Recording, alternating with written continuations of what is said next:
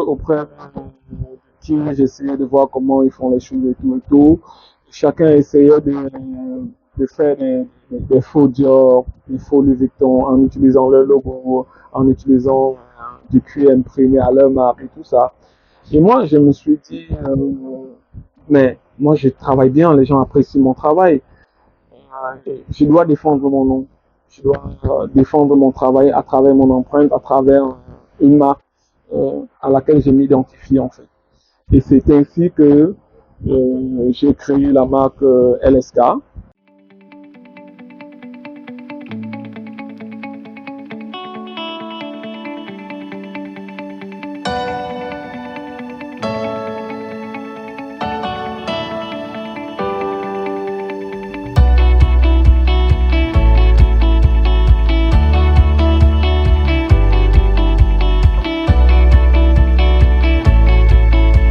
Je me nomme Samuel Kwam, maroquinier, autodidacte et promoteur de la marque LSK Maison Noble. Ce qui concerne mon parcours scolaire, franchement, j'étais un élève brillant, premier de ma classe et tout, mais je ne suis pas allé très loin avec le cursus académique, simplement parce que j'ai très vite compris qu'on est dans une société où on respecte l'argent, on respecte la force, on respecte le pouvoir. Donc je pouvais voir que ce soit mes oncles, que ce soit mes autres cousins aînés, quand ils venaient, qui étaient diplômés, quand ils venaient, puisque j'ai grandi avec ma grand-mère, on allait au champ. Mais le jour où celui qui avait plus d'argent, qui devait arriver avec un cortège de 3 véhicules, lui, quand il venait, on prenait 3 jours à préparer son arrivée et personne ne bougeait de la concession, quoi. On attendait qu'il vienne. Mais quand le docteur devait venir, quand celui qui avait la maîtrise master devait venir, on allait au champ. S'il arrive, il attend où on l'indique là où on met la clé, quoi. Moi, je n'avais pas envie d'être reçu de cette façon-là dans la vie. Donc rapidement, j'ai compris que c'est pas ces diplômes-là qui devaient m'amener à, voilà, à avoir le type de réception, le type de prestige ou le statut social que je veux dans la vie en fait. Donc du coup, rapidement, je me suis mis à me chercher dans l'entrepreneuriat, qu'est-ce que je fais et tout et tout. C'est un peu ça pour mon parcours scolaire. Bon, quand est-ce que j'ai décidé de lancer la marque LSK? Il y a eu beaucoup de difficultés en fait avant que j'en arrive là. C'était pas du jour au lendemain, j'ai dit je lance LSK et tout. Je pense que ma mère également en a beaucoup participé. Parce que comme je l'ai dit dès le départ, j'ai compris que le respect, c'est l'argent, c'est le pouvoir, c'est la puissance, c'est la force. Ce n'est pas votre bagage intellectuel, ce n'est pas votre diplôme. Donc du coup, elle a constaté que j'avais des fréquentations qui ne lui convenaient pas beaucoup, que je ne suivais plus les cours alors que j'étais brillant, j'étais premier de ma classe. Donc j'avais plus de bonnes moyennes et tout. J'étais plutôt en train de suivre, comme on dit, les grands frères qui rentrent du front et qui ont réussi et tout, et prendre un peu de l'inspiration chez eux de comment est-ce que vous faites pour gagner tout cet argent et tout et tout. Ma mère qui a très vite compris que c'est pas le meilleur chemin pour son fils et tout ça. Elle a essayé, elle m'a mis à la mécanique, c'était trop physique pour moi, donc c'était pas mon truc. Et puis elle a essayé ci et là, et elle-même ayant fait la couture quand elle est arrivée à Douala pour aider son mari à joindre les deux bouts et tout ça.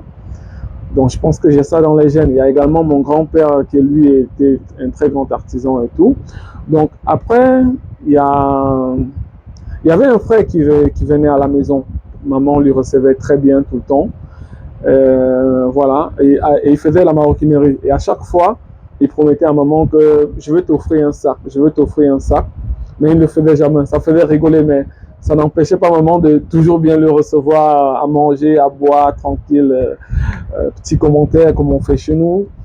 Donc voilà. Et un jour, il me demande de l'accompagner à l'atelier un dimanche. Donc je l'accompagne et on passe la journée en travail. Et il prend sa paye. Il me donne pratiquement la moitié de sa paye, carrément, parce que lui aussi il était cool. Je trouve ça bien, mais pas dans le sens que je veux forcément m'investir dans la maroquinerie. Je me dis, ok, d'accord. Sam, tu aimes faire les choses bien. Donc, pour faire les choses bien, il faut investir. Moi, s'il faut balayer la rue pour gagner de l'argent, pour financer quelque chose auquel j'y crois, je le fais. Pas parce que forcément j'ai envie de balayer la rue ou que j'ai envie d'aller nettoyer les caniveaux, non. Mais je veux le faire avec beaucoup de joie parce que je sais que derrière, ça va me permettre d'arriver à quelque chose que je veux. Donc du coup, je me dis, ok, d'accord, c'est super, ce sera intéressant. Travailler, si je viens là, si on me donne cet argent, je fais les calculs, je dis, bon, si je fais travailler tel nombre de temps, ça peut me permettre de financer tel type de business, etc. et tout ça. Et c'est comme ça que j'y suis entré. Et comme je vous ai cité le fait que ma maman également, elle était couturière à ses débuts pour aider son mariage au début et mon papa artisan, je pense que, ayant cela dans mes gènes, chemin faisant, j'ai eu la passion pour le métier et j'y suis jusqu'à présent. Bon, comme je l'ai dit, chemin faisant, j'ai constaté également que tous ceux auprès de qui j'essayais de voir comment ils font les choses et tout, chacun essayait de faire des faux Dior, des faux Louis Vuitton en utilisant leur logo, en utilisant du cuir imprimé à leur marque et tout ça. Et moi, je me suis dit, mais moi, je travaille bien, les gens apprécient mon travail. Je dois défendre mon nom. Je dois défendre mon travail à travers mon empreinte, à travers une marque à laquelle je m'identifie en fait. Et c'est ainsi que j'ai créé la marque LSK. Voilà. Et chemin faisant, les gens ont apprécié. Au départ, les gens me demandent, mais tu achètes les sacs de marque que tu décolles pour, tu détaches pour coller le pain dessus, ou alors c'est comment? J'ai dit, mais non, c'est moi-même qui le fais du début à la fin. Donc voilà. Et au fur et à mesure, on s'améliore et puis on s'adapte au standing de notre clientèle qui est véritablement une clientèle de luxe et tout. Donc voilà.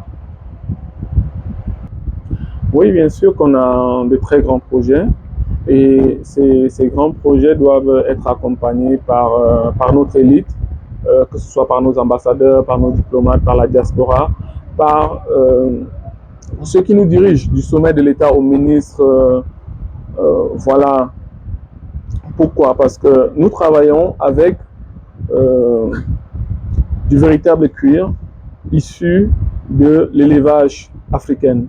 Nous travaillons avec des véritables tissus traditionnels tissés à la main et ce coton est issu de l'agriculture africaine, filé, tissé sur notre sol. Le cuir, lui, vient de l'élevage africain, tanné, designé sur notre sol. Donc, nous apportons à travers notre marque une valeur ajoutée à l'élevage africain, une valeur ajoutée à l'agriculture africaine. Et c'est pour ça, bien évidemment, comme il l'a dit précédemment, à l'élite africaine, à tous ces panafricanistes, d'apporter la force pour que nous continuions à apporter cette valeur-là à notre communauté. Pourquoi? Parce que je veux dire que l'éleveur qui est au fin fond de nos villages, il arrive à scolariser son enfant, il arrive à payer ses factures d'électricité, d'eau, grâce à ce que nous faisons. Parce qu'on apporte une valeur ajoutée à son élevage, ce n'est pas seulement la chair de la bête qui est vendue, mais la peau est utilisée pour qui est utilisée et transformée en cuir. Également, une chose, c'est d'avoir le savoir-faire, voilà. Et une autre chose, c'est l'expansion. Pour l'expansion, pour le savoir-faire, nous l'avons. Et pour l'expansion, on a besoin des investisseurs pour pouvoir servir tous nos clients, déjà en Afrique, également au-delà de l'Afrique, parce que les Africains de la diaspora en demandent et en consomment suffisamment. Et les Occidentaux également, ils apprécient bien nos produits et ils en consomment. Maintenant, pour leur rapprocher le plus du produit, on a besoin des investisseurs pour avoir des boutiques sur la place européenne, aux États-Unis, au Canada et voilà, dans des grandes villes africaines également. Parce que quand quelqu'un est par exemple au Mali, qu'il commande, au Burkina, en Côte d'Ivoire, la logistique est parfois lourde pour lui servir. Or, si on avait déjà des firmes là-bas, ce sera beaucoup plus facile en fait. Bon, pour l'inspiration, je pense que ce qui m'inspire le plus, c'est le monde en lui-même. C'est le monde en lui-même. J'aime observer les gens, j'aime regarder.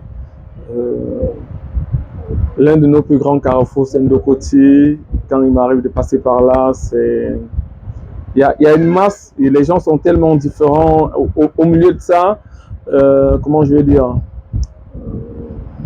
il y a toujours un déclic, il y a toujours quelque chose. Il y a ça, le fait d'observer les gens, le fait de regarder le monde. Et il y a le fait de courir tard la nuit, oui, de faire du footing tard la nuit.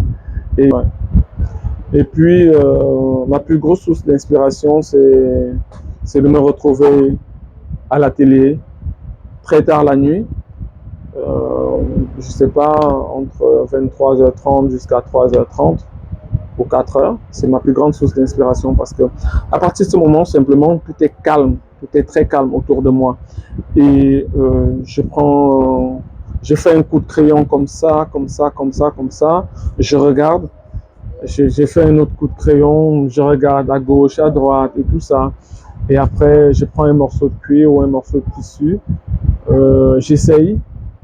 Et c'est comme ça que direct, j'ai le produit en main. Et puis, je regarde s'il y a des ajustements à faire, etc. Voilà. C'est ma plus grosse source d'inspiration là-bas, me retrouver à la télé à 16h et puis faire ça. En ce qui concerne le chiffre d'affaires, c'est vrai que à la base, moi, je suis artisan. Donc, vous allez comprendre beaucoup plus de passion que l'argent, que le cash. Donc, je ne peux pas vraiment vous donner un chiffre comme ça. Mais on arrive quand même à écouler quelques dizaines de pièces chaque mois. On remercie tous nos clients pour ça. Et voilà. Et on invite également des investisseurs à nous contacter, à venir vers nous, pour qu'on arrive à avoir une expansion au niveau de notre production et aussi de notre distribution en fait. Voilà. Non, je ne suis pas les tendances de la mode en fait.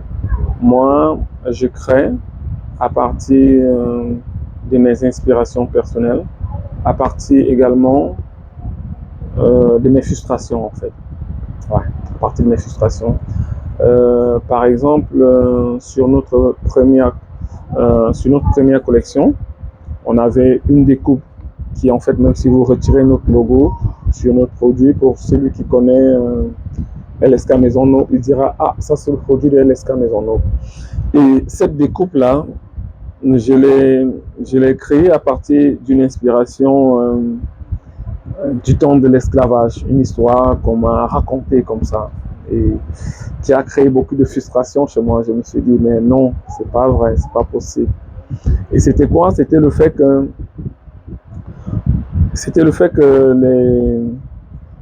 les maîtres des esclaves à l'époque arrivaient à poser les lunettes sur un morceau de bois et dire aux esclaves, continuez à travailler, je vous observe. Et ils partaient. Et on me dit quand ils faisaient ça, l'histoire qu'on m'a racontée en tout cas, les Noirs continuaient à travailler. Et moi, je me souviens que j'ai dit à celui qui m'a raconté l'histoire, moi, d'ailleurs, de toutes les façons, je n'aurais pas accepté cet esclavage-là. Je me serais battu. Il a dit, ouais, mais on devrait te traiter comme on a traité Kunta Kinte et tu aurais subi tout ce qu'il a subi. J'ai dit, oui, sans problème. Mais peut-être en me défendant de toutes les façons avec la dernière énergie, bien sûr. Donc voilà, et c'est ça qui m'inspire. Également, voilà, j'ai créé cette découpe-là qui vient comme étant des lunettes, qui en même temps dit cette frustration-là, et en même temps dit aussi la mystique des balles masquées et tout. Donc voilà. Là, c'est une dope du Cameroun. Là également, c'est du baoulé. Là, c'est Faso d'Anfani du Burkina. Et ici, on a du véritable cuir. On a le mbom du peuple Ekan au Cameroun. Donc voilà un peu, on travaille avec des matériaux africains issus de notre agriculture, de notre élevage. Voilà, et tout ceci est teinté avec des pigments naturels en fait. Ouais.